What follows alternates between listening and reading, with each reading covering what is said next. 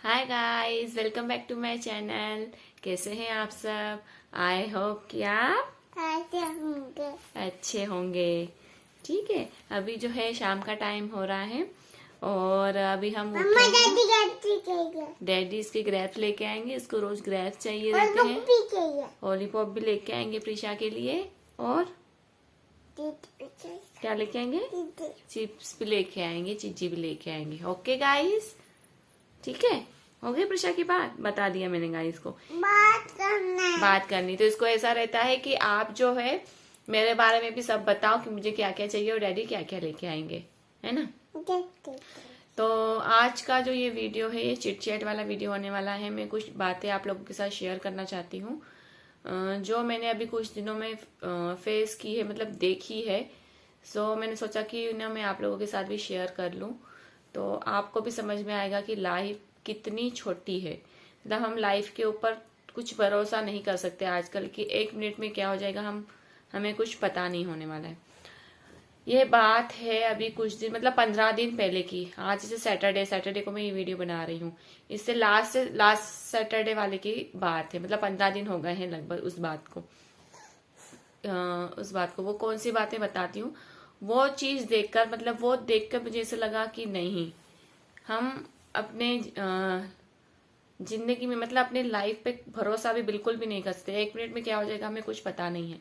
इसलिए हमें जो है अपनी लाइफ अभी इंजॉय करके जीना चाहिए। छोटी छोटी चीजों में हमको खुशियां ढूंढनी चाहिए, क्योंकि जिंदगी जो है, लाइफ जो है अभी बहुत छोटी है। मैं बताती हूँ, ये बातें मेरे आंखों के सामने हुई है। हमारे जस्ट सामने, हमारा जहाँ पे घर है उसके सामने ही एक आंटी जी और अंकल जी रहते हैं। वो मतलब 4 महीने पहले ही यहाँ पे आए हैं। मतलब उन्होंने न्यू अपना मकान लिया हुआ है और वो 30-40 साल से मतलब कहीं और, मतलब रेंट पे रह रहे थे वो। और अभी अभी उन्होंने न्यू मकान लिया और यहाँ पे आया, कम से कम 4 महीने हुए हैं। बात करना। हाँ, मुझे बात करने दो, फिर आप भी कर लेना। ओके, मम्मा देखो बता रहे हैं ना। तो वो आंटी जी और अंकल जी, उनका नेचर इतना अच्छा है, मतलब बहुत ही अच्छा, मतलब हेल्पफुल नेचर है। मतलब वो किसी को प्रॉब्लम में, तकलीफ में नहीं देख सकते हैं, ऐसा नेचर है उनके। तो सैटरडे और संडे को उनको छुट्टी रहती है, हॉलीडे रहता है। तो उस सैटरडे को मतलब जनवरी में ही, अभी 15 दिन पहले जो सैटरडे आया था, 21-22 तारीख को कुछ था। तो सैटरडे का उनको हॉलीडे था। तो उनको ऐसा था कि उनका मन हो रहा था कि मैं उज्जैन महाकाल जी के दर्शन करने जाऊं, वहां पे जो महाकाल मंदिर है। तो वो सुबह सुबह 9:30 अपने बच्चों के साथ, उनके 2 लड़के हैं, दोनों के साथ वो दर्शन करने गए थे। और उन्होंने आंटी जी को भी बोला था चलो, लेकिन आंटी जी को काम था। तो आंटी जी ने बोला कि नहीं, आप हो आओ, अभी मैं नहीं चलती हूँ फिलहाल। तो वो गए थे, सुबह गए थे और वो शाम को 3:30 के करीब आए। और उस दिन क्या नल आने वाले थे हमारे साइड, क्या 3-4 दिन में नल आते हैं। तो उनको पीने का पानी भरना था। उनके साइड में नल जो है पहले आए थे, फिर हमारे साइड में आते हैं। तो उनके साइड आए थे, तो वो जिस टाइम पे आए थे उस टाइम पे मतलब नल जाने वाले थे, 1 घंटा ऑलमोस्ट हो चुका था। तो उनका पीने का पानी नहीं भराया था, एक ही मतलब पीने का पानी उनका नहीं भराया था। तो फिर हमारे इधर नल आ गए। तो फिर मैंने पूछा अंकल जी से, अंकल आपका पीने का पानी भरा है? तो उन्होंने बोला नहीं भराया। तो मैंने बोला हमारे इधर से लगा लेना आप पीने का भर। तो उन्होंने कहा नहीं, आप पहले भर लो फिर मुझे दे देना। तो उनका नेचर ऐसा था कि पहले दूसरों का काम होना चाहिए, फिर वो खुद का देखते। तो फिर मैंने बोला ठीक है।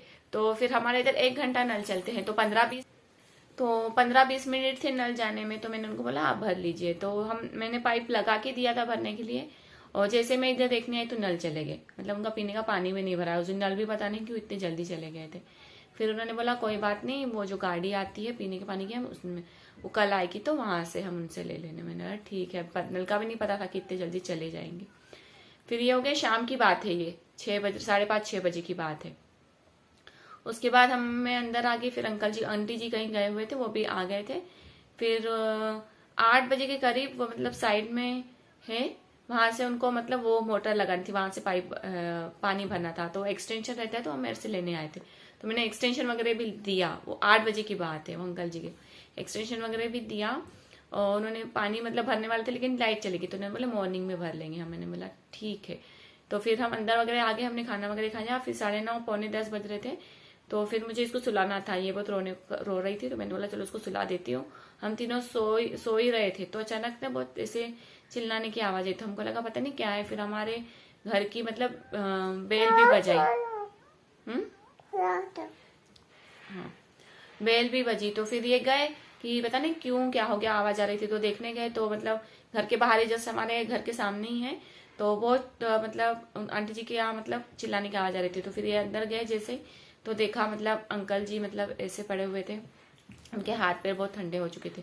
तो जब तक मैं बाहर जाऊं, जब मैंने देखा कि उनको उठा के गाड़ी में मतलब बिठाए रहे थे, ला रहे थे, बिठाया मतलब उनकी कार में। फिर 2-3 आस पड़ोस के भैया, मेरे देवर थे और पास के एक भैया थे, वो गए, और उनका लड़का अंकल जी का बड़ा वाला, वो गए उनको लेकर जल्दी हॉस्पिटल।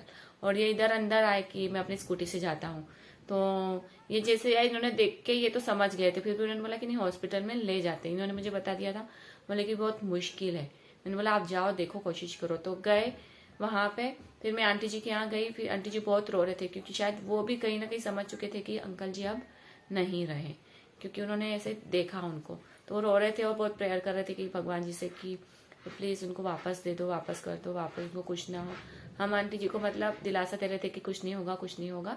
ठंड की वजह से उनके हाथ पैर ऐसे हो गए होंगे, जल्दी ठीक होके वो आ जाएंगे अभी हॉस्पिटल में। लेकिन आंटी जी रोए जा रहे थे, उनको शायद समझ में आ गया था। फिर वहां गए, 10 10 सवा 10 कुछ हो रहा था, मतलब जल्दी जैसे पता चला गए। तो अंकल जी आंटी जी से फिर पूछा कि अचानक कैसे क्या हो गया। तो आंटी जी ने बताया कि हमने खाना वगैरह खाया, अंकल जी ने भी खाया साथ में 9 बजे के करीब। और फिर अंकल जी ने बोला कि मुझे जाम खाने की इच्छा हो रही है। आंटी जी ने उनको जाम वगैरह भी काट के दिया, जाम उन्होंने साथ में खाया, बात की। फिर आंटी जी ने उनको खाना खिलाया। और फिर उस दिन ठंड भी बहुत थी, तो आस पड़ोस में हमारे बाहर ना वो आग लगा के बैठते हैं, मतलब तापने के लिए। तो आंटी जी को, वो हमारे पड़ोस में आंटी जी बुलाने चले गए कि चलो थोड़ी देर बाहर बैठते हैं। तो आंटी जी ने बोले हाँ मैं आती हूँ। तो फिर वो मतलब वो खाना वगैरह देखा। अंकल जी ने बोला कि नहीं मैं नहीं चलता हूँ, आप जाओ, मैं टीवी देखता हूँ। तो अंकल जी टीवी देख रहे थे और आंटी जी बाहर आए तापने के लिए। और फिर उनका बड़ा लड़का जो जॉब करता था, उनका लड़का जैसे जॉब से आया, तो वो अंकल जी टीवी देखते रहते। अगर वो आता है तो अंकल जी उससे बात करते हैं कि बेटा आ गया, ऐसा वैसा। तो उस दिन अंकल जी ने कुछ उससे बात नहीं की। तो वो अंदर जा ही रहा था, मतलब अंदर रूम में जाता है वो। तो उसने देखा कि पापा ने तो कुछ बात ही नहीं की। तो उसने फिर पलट के देखा, तो उसने आवाज दी होगी पापा। उसके अंकल जी का कुछ रिएक्शन नहीं आया। तो उसको लगा कुछ तो है। फिर उन्होंने देखा तो अंकल जी हिल भी नहीं रहे थे। फिर वो जल्दी से बाहर आया और आंटी जी को उसने बुलाया, मम्मी मम्मी देखो पापा को क्या हो गया। तो वैसे ही आंटी जी दौड़ के गए, तो देखा तो अंकल जी ऐसे जैसे टीवी देख रहे थे वैसे के वैसे ही थे वो, मतलब ऐसे भी नहीं कि बैठ के देख रहे थे, सो के ही टीवी देख रहे थे। तो ऐसे हुआ अचानक। तो मतलब उनको क्या हुआ, तो अचानक से वो अटैक आ गया था, मतलब टीवी देखते देखते ही उनको अटैक आ गया और किसी को कुछ पता ही नहीं चला। और अंकल जी रहे नहीं, मतलब उनका नेचर इतना अच्छा था अंकल जी का। प्रीशा कुछ भी बोलती ना, अगर उसके मुझसे कुछ सुन लेते तो वो दूसरे दिन ही उसको लाके दे देते थे। बात करने दो अम्मा को। दूसरे दिन ही उसको लाके दे देते, इतना अच्छा नेचर था उनका। और उस दिन फिर ये गए तो हॉस्पिटल में बहुत टाइम हो गया। और मैंने इनसे बार बार फोन करके पूछ रही थी क्या हुआ क्या हुआ, आईसीयू में थे। तो उन्होंने मुझे बता दिया था कि लेट हो चुके हैं, डॉक्टर ने जवाब दे दिया कि अब नहीं है। बट इन्होंने मुझे मना किया था कि आंटी जी को भी फिलहाल मत बताना। तो आस पड़ोस में तो मैंने बता दिया था, लेकिन आंटी जी को मैंने नहीं बताया था। उस दिन तो मैं उनके घर पे ही थी। फिर प्रेशर हो रही थी, मेरे को सुलाने अंदर आ गई थी। लेकिन उसके बाद से मेरी हिम्मत ही नहीं हुई कि मैं आंटी जी को फेस कर पाऊँ, क्योंकि आंटी जी जो है उनके फेस पे आप देखोगे ना हमेशा स्माइल रहती थी, हमेशा। मतलब वो उड़ते थे, हम उड़ते थे ना, अगर वो बाहर हंसते थे तो अंदर तक हंसने की आवाज आती थी और समझ में आ जाता था कि हाँ आंटी जी बाहर निकले। लेकिन अब 15 दिन हो गए, उनकी बिल्कुल हंसी की आवाज नहीं आ रही। मैं उनको देख रही हूँ ना, उनका चेहरा ऐसा हो गया है, बिल्कुल सोच ही नहीं सकते कि ऐसा भी हो सकता है। हंसते चेहरे पे ऐसे ही एकदम से हो जाएगा। और वो अंकल जी की एज भी ज्यादा नहीं थी, उनके लड़के भी छोटे ही हैं, 2 लड़के हैं और दोनों की शादी भी नहीं हुई है। एक तो छोटा वाला जो थोड़ा सा अब नॉर्मल है वो, और बड़ा वाला अभी 25 साल का है, शायद यहाँ 25 साल का है। और मैं अगर सवेरे उठती थी ना, सबसे पहले वो अंकल जी ही दिखते थे। कचरा गाड़ी आती थी, कचरा डालने जाते थे ना, तो मैं जैसे गेट खोलती थी वैसे अंकल जी का पहले फेस दिखता था। अभी 2 दिन से जब अंकल जी गए थे तो उससे मेरी इच्छा ही नहीं हो रही थी कि कचरा डालने जाऊँ, मैं गेट खोलूँ, क्योंकि मुझे पता था कि अभी अंकल जी हमको नहीं दिखेंगे।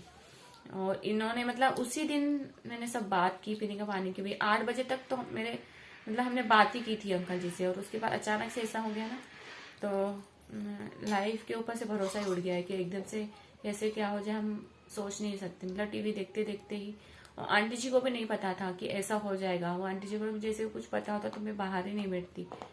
मुझे ऐसा लग रहा है कि आंटी जी जैसे ही बाहर निकले होंगे उनको अटैक हो गया। ज्यादा टाइम भी नहीं हुआ था आंटी जी को, सिर्फ 10 मिनट में बाहर बैठी थी। आंटी जी की इतनी बुरी हालत हो चुकी है कि अभी मैं देखती हूँ ना कि बहुत बुरा लगता है कि अचानक से उनका परिवार ऐसा हो गया। और उसी दिन फिर मुझे दूसरी न्यूज मिली सुबह कि हमारे मतलब मेरे जो जीजाजी है, मतलब मेरे बुआ सास के जमाई, उनको भी उसी दिन अटैक आया। जिस दिन अंकल जी को आया ना, उसी दिन उनको भी आया रात को। उनको एक साथ 3 अटैक आए। उनके साथ भी पूरा, उनकी तो अंकल जी से भी कम एज थी, उनका तो सिर्फ 6 साल का बेटा है। और वो बेटा तो अपने पापा के बिना रहता ही नहीं था। और वो जीजाजी भी इतने मतलब दिखने में हेल्थी, और उनको भी अचानक से आ गया। मतलब सोच ही नहीं सकते कि किसी के साथ ऐसे अचानक हो सकता है। तो उस दिन मतलब उस सैटरडे के दिन दोनों एक साथ ऐसे केस हुए, दोनों को अटैक आया और एकदम से दोनों मतलब चले गए। तो मुझे ऐसा लगा कि नहीं, कि अब हम किसी मतलब अपनी जिंदगी के ऊपर हमारा मतलब भरोसा ही मतलब मेरा उड़ गया है अभी, कि एकदम से क्या हो जाए हम कुछ बोल नहीं सकते हैं। उस दिन से मेरा माइंड भी मतलब बहुत मतलब ऐसे थोड़ा डिस्टर्ब में ही चल रहा था कि कैसे क्या हो गया अचानक से। क्योंकि उनको अभी मैं आंटी जी को, उनकी फैमिली को देख रही हूँ तो ऐसे लग रहा है कि कितनी हंसती हुई फैमिली थी। मतलब हमेशा वो हंसते रहते थे, और अभी उनके चेहरे पे एक मतलब स्माइल ही नहीं है। तो बहुत बुरा लगता है। अब ये सामने मैंने केस देखा, वो हमारे जीजा जी के यहाँ भी मतलब ऐसा ही हाल होगा, मुझे पता है।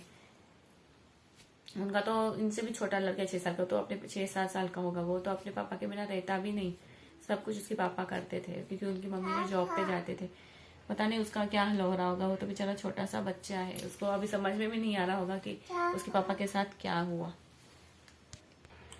इसलिए मैं आप लोगों को भी बोलना चाहूंगी कि जिंदगी बहुत छोटी है, किसके साथ कब क्या हो जाए हम कुछ बोल नहीं सकते हैं। इसलिए आप कभी भी मतलब अपने लाइफ को, छोटे छोटे मोमेंट को एंजॉय करके जियो, और किसी के साथ मतभेद मतलब ऐसे किसी की बुराई करना, किसी को बुरा भला करना, गुस्सा करना, नाराज होना, ऐसा मतलब मत करो। कि जिंदगी बहुत छोटी है, अगर एक बार कोई चला जाता है तो फिर वो वापस नहीं आता है, और फिर हम बस सिर्फ हमारे पीछे मतलब पछतावा ही रहता है। हम पछतावा ही करते रहते हैं कि ऐसा क्यों हुआ, काश हम उनसे बात कर लेते। इसलिए मतलब आपके जो भी मतलब क्लोज वन है उनके साथ आप अच्छे से रहिए, घुल मिल के रहिए। जो भी खास मोमेंट्स है आप एक दूसरे के साथ मतलब इंजॉय करके रहिए, क्योंकि कब क्या हो जाए हम कुछ नहीं कह सकते हैं। ठीक है, तो मुझे आप लोगों के साथ यही शेयर करना था कि अचानक से ऐसा हो जाता है, हम कभी सोच नहीं सकते हैं। ओके, ठीक है, बस मुझे यही शेयर करना था आप लोगों के साथ अपनी मन की बात, जो मैंने अपने आंखों से देखा। वो अंकल जी को जाते हुए भी मैंने देखा था और आते हुए भी। उस रात को मतलब 2 बज गए थे जब उनको लेके आए थे। 2 बजे तक मतलब मैं बाहर ही बैठी थी, हमारे आस पड़ोस के जो थे हम बाहर ही बैठे हुए थे। मैंने प्रिशा को सुला दिया था, क्योंकि ये भी हॉस्पिटल में थे। वो यही लेके गए थे और यही वापस भी लेके आए थे। तो मैंने जब अंकल जी को आते हुए देखा था तो मैं खुद देख ही नहीं पाई थी उस टाइम पे। बहुत बुरी सिचुएशन थी वो आंटी जी की भी।